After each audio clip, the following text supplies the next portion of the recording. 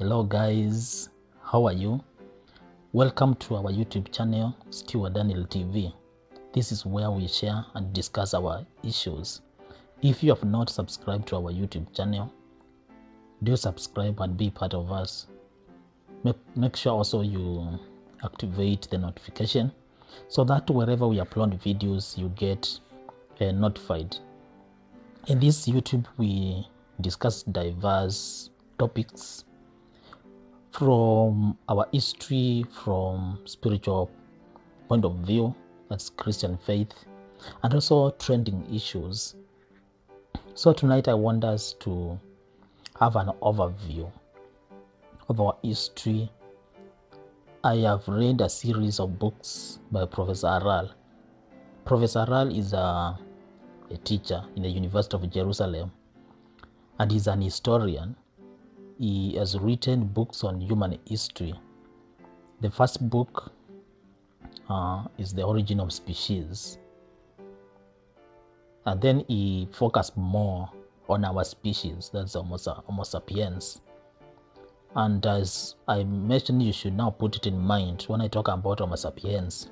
Homo sapiens is a scientific name which have been given to human beings. It tells you that this is a scientific discourse, and I expect us to have independent mind as we diverge ourselves into the topic.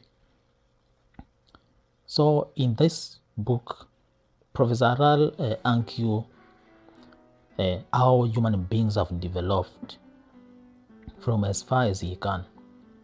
And then in the second book, the HOMO DEUS, which is the main book which I'm going to talk about here, he used our history as a mirror to see tomorrow, and he tried to project using critical thinking and systematic inductions to try to draw some conclusions about tomorrow in the HOMO DEUS.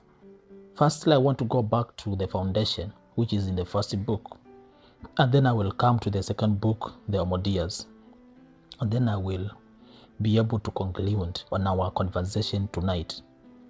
The human revolutions are one of the key things which Professor Harari uses to build his arguments.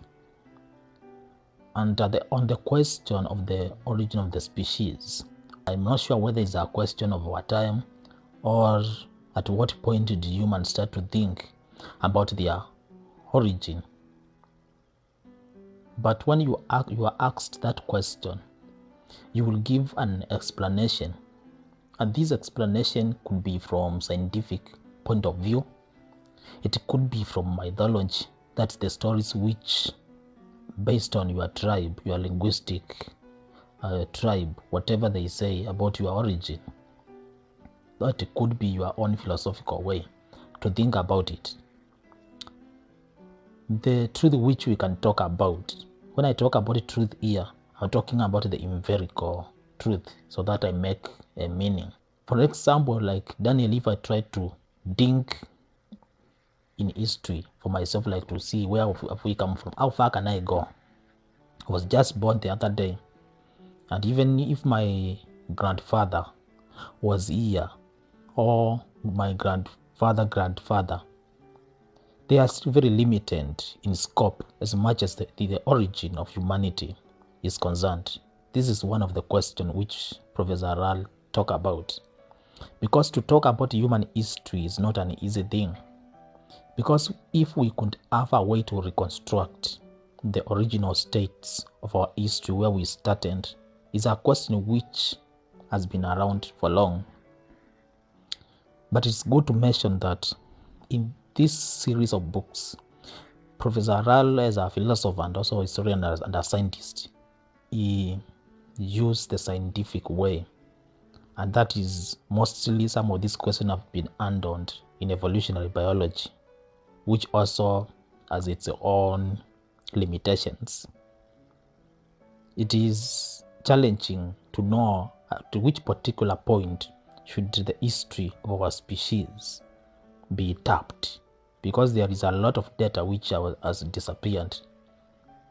Charles Darwin just the other day introduced the law of natural selection, where we say that all organisms have started from a common ancestor. Then from there, they have diversified, taking different trajectories based on the environmental or other pressures. And then strong genes have been able to live and to be the species which we see in the focal points of phylogenetic trees. There is one revolution which I differ partly with Professor Harari, and this is the cognitive revolution. It appears that there was a time, according to Professor Harari and according to many people, that there was a time when there was no difference in terms of advancement between human beings and all the other creation. And this has become a controversy when handling these questions, because many extreme arguments are anchored on this revolution. Even though we don't know when, at what particular point or span of life, human beings developed abilities to think different, if that time exists, or human beings have their own way, they have just been created the way they are, and what we see today as development is just based on effort and learning, which the other species seem not to have. So when we take, for instance, the recent developments in technology, like in a century ago, maybe we were communicating like the other animals, even though we don't understand their language, maybe, but we did not have electronic gadgets. I could not post maybe a video like this one in YouTube, just like monkeys could not. But due to research and all this, there is a lot which is happening in all spheres of life of our species. So I don't know whether we can take that one and now to take it back to millions of years and say that there was a point when this clear difference between us and the other species happened. Professor Harari in HOMO DEUS, he mentioned that it is because of our thinking at that time in history where we developed ability to think and to socialize and to act in large numbers, which has enables our species to conquer the other species and come to the top to be like the species which is controlling life on Earth. And then you see, when we say that at that point when we were able to have imagination and to think deeply, it is when the religion was born. Like when we were able to think, it is when gods and spirituality was born. Because now after we have settled, you remember the agrarian revolution. After we have settled, we needed rain, we needed protection. So we were able now to think about some of the methods in which we could get protection. In this way, the religion was born. But now it does not appear to be like this way, because life has been moving on. If natural selection was the one which was running the life, then this natural selection and the common ancestor from whence all life has stemmed from, then where is the evidence also? Because science is built on evidence. Yes, we don't have the fossils, and many of the evidences show that the past life was more primitive to the present life.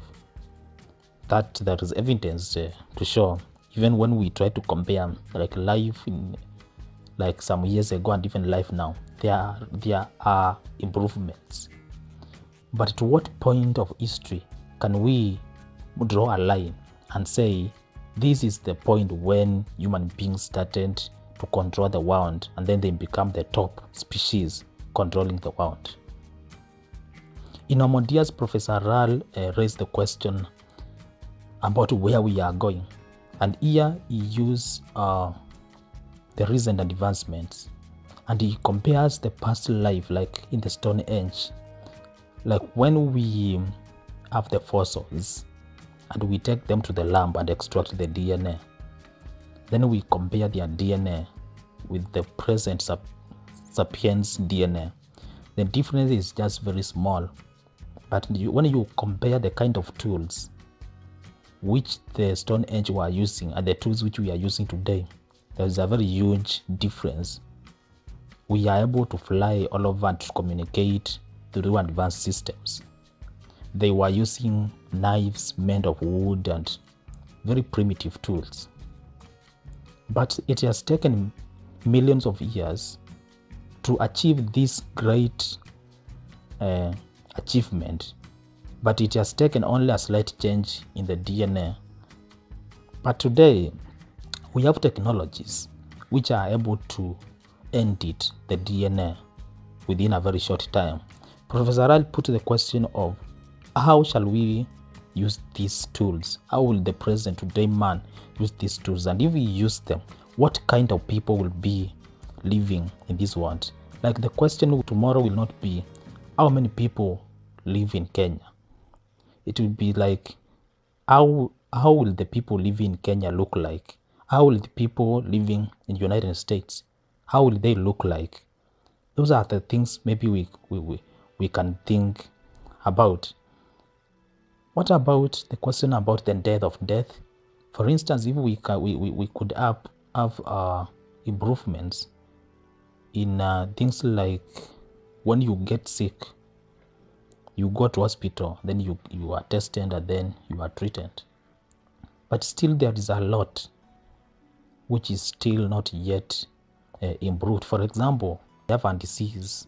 It will take a long time before I discover it, because maybe I will be prompted by the pain which is in my body. Then I will go for a checkup and then they will discover there is a disease.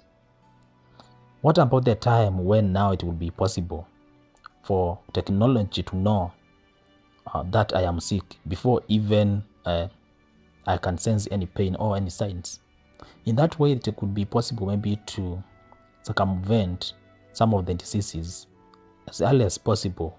What about having doctors at nano level circulating your blood system, identifying diseases and treating them?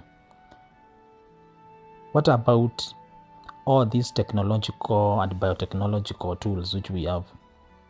How will they help to shape life tomorrow? These are some of the questions which he bring in. Then on evolution of power, you find that when our civilization was primitive, great people were the people in the religion, like the diviners. These were the people who gave direction, and people consulted these people for everything which they did. If you wanted to marry, you needed to consult with maybe a prophet who was able to speak to a god.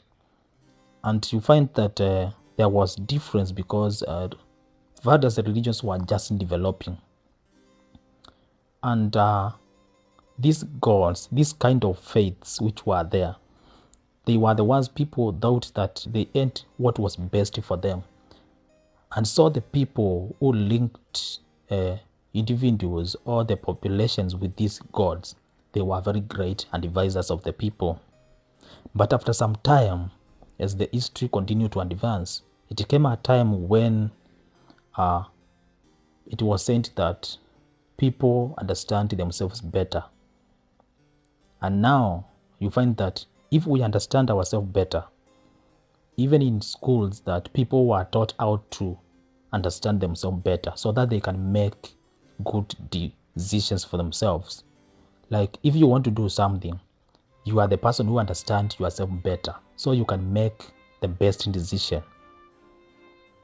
And so children are taught on how to understand themselves so that they make the best decisions. That was years ago.